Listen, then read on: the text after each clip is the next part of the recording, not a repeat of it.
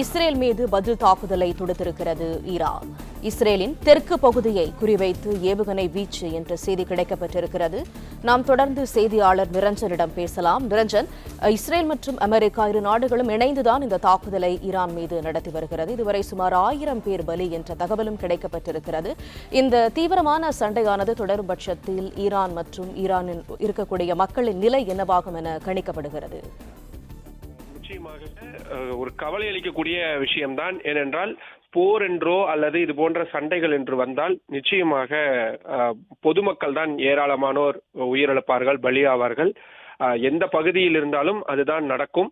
தற்பொழுது அதுதான் ஈரானிலும் நடந்து வருகின்றது. ஈரானில் கிட்டத்தட்ட 1000 பேருக்கு மேல் கொல்லப்பட்டிருக்கலாம் என்ற தகவல்கள் சொல்லப்பட்டிருக்கின்றது.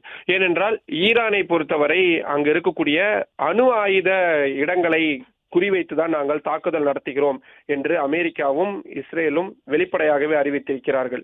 ஆனால் பிரச்சனை என்னவென்றால், ஈரானின் தலைநகர் தெஹ்ரான் உள்ளிட்ட ஈரானின் பெரும்பாலான பகுதிகளில் இந்த அணு ஆயுத கிடங்குகள் என்பது இருப்பதாக இவர்கள் இருவருமே சொல்லி இருக்கிறார்கள். அந்த இடம் அனைத்துமே பின் பாயிண்ட் செய்யப்பட்டு குறிவைத்து அந்த இடங்களை தான் அவர்கள் தாக்குகிறார்கள். அந்த இடங்கள் பெரும்பாலும் பொதுமக்கள் வசிக்கக்கூடிய இடங்களாகத்தான் இருக்கின்றது. காரணம், அப்படியான இடத்தில் இந்த அணு ஆயுதம் சம்பந்தமான கிடங்குகளோ அல்லது மற்ற இடங்களோ இருந்தால் மற்ற நாடுகள் தாக்க மாட்டார்கள். ஏனென்றால் பொதுமக்களின் உயிருக்கு அச்சுறுத்தல் ஏற்படுவதை யாரும் விரும்ப மாட்டார்கள். அதனால் அதை ஒரு பாதுகாப்பு கவசமாகவும் ஈரான் பயன்படுத்தி இருந்தது. ஆனால் ஒரு மிக நீண்ட ஒரு போராக வரும் பொழுது நிச்சயமாக அவர்கள் குறிவைத்து தாக்கக்கூடிய இடங்களாக இந்த அணு ஆயுத இடங்கள் தான் இருக்கின்றது. அதை அவர்கள் திட்டமிட்டு துல்லியமாகவும் தாக்கி வருகிறார்கள். எனவே அங்கு இருக்கக்கூடிய பொதுமக்கள் இதனால் உயிரிழந்து வருகிறார்கள் என்பதுதான் வருத்தத்துக்குரிய விஷயமாக இருக்கிறது. அதே போல ஈரானின் இராணுவ தடவாளங்களும் குறிவைத்து தாக்கப்பட்டு வருகின்றது. ஏற்கனவே வான்வெளி பகுதிகள் முழுமையாக மூடப்பட்டிருந்தாலும் கூட போர் விமானங்கள் பறக்கக்கூடிய அந்த ஏர் ஸ்ட்ரிப்புகளாகட்டும் அல்லது அந்த விமானங்கள் நிறுத்தி வைக்கப்பட்டிருக்கக்கூடிய இடங்களாகட்டும் அவையும் குறிவைத்து தாக்கப்பட்டு வருகின்றது. எனவே அங்கு இருக்கக்கூடிய போர் வீரர்களும் காயமடைந்து வருகிறார்கள், உயிரிழந்து வருகிறார்கள். யாரும் வீட்டை விட்டு வெளியே வர வேண்டாம் என்பதுதான் அமெரிக்காவுடைய ஒரு கோரிக்கையாகவும் பொதுமக்களுக்கு முன்வைக்கப்பட்டிருக்கிறது. இஸ்ரேலுடைய கோரிக்கையாகவும் முன்வைக்கப்பட்டிருக்கிறது.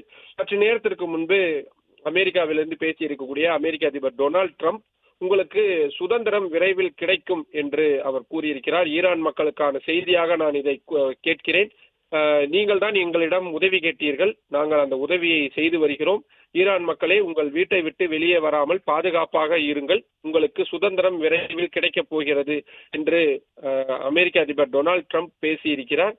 சுதந்திரத்துக்கான நேரம் ஈரான் மக்களுக்கு நெருங்கிவிட்டது என்பதாகவும் அவர் கூறியிருக்கிறார். நான் இன்று செய்ய துணிந்ததை எந்த அமெரிக்க அதிபரும் இதுவரை செய்ய துணிந்ததில்லை என்றும் அவர் கூறியிருக்கிறார்.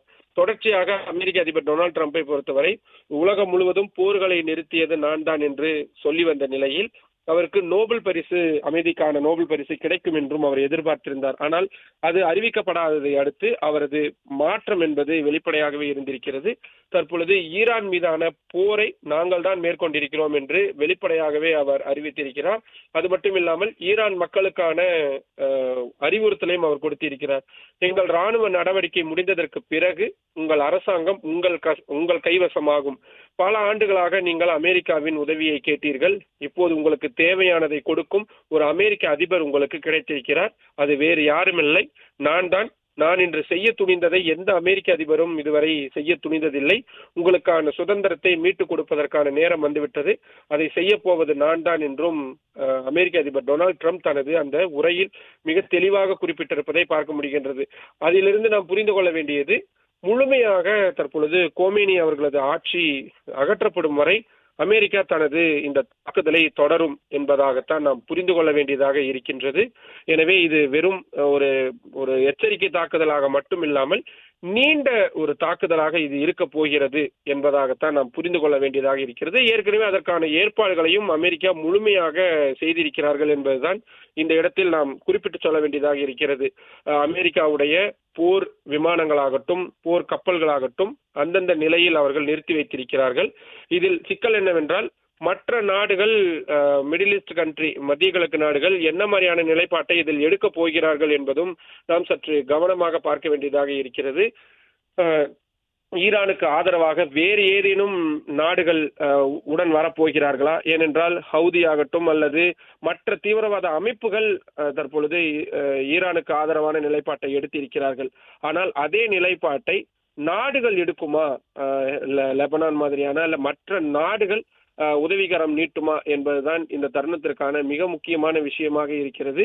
ஒருவேளை அதை செய்யும் பட்சத்தில் இந்த போர் என்பது ஒரு பெரிய ஒரு நிலப்பரப்பு முழுவதுமே பறந்து விரிந்த ஒரு போராக மாறிவிடுவதற்கான ஒரு அச்சுறுத்தல் என்பதும் இருக்கின்றது. அப்படி இருக்கும் பொழுது நீங்கள் கேட்டது போல பொதுமக்களுக்கான அச்சுறுத்தல் என்பது இன்னும் பரவலாக விரிவடைந்துவிடும். உயிரிழப்புகள் என்பது இன்னும் அதிகமாகும்.